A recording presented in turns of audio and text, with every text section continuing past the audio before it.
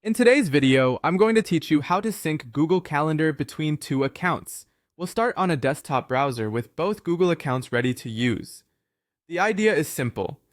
From the calendar you want to view, you'll request access, and from the calendar that owns the events, you'll approve and set the right permissions.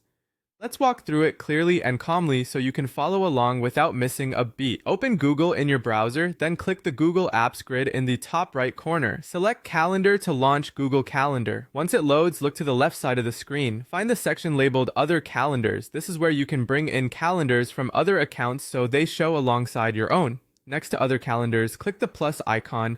From the menu that appears, choose Subscribe to Calendar. In the search box, type the email address of the calendar you want to sync from. This is the other Google account. When it appears in the results, click it. You'll see an option to request access. Click Request Access to send a sharing request to that account. Now switch over to the other account, the one that owns the calendar. A request will arrive asking to share the calendar. Accept the request. After accepting, you'll be prompted to share the calendar with specific people.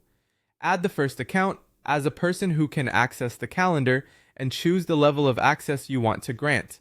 For example, you might allow see only free or busy, see all event details, or make changes to events.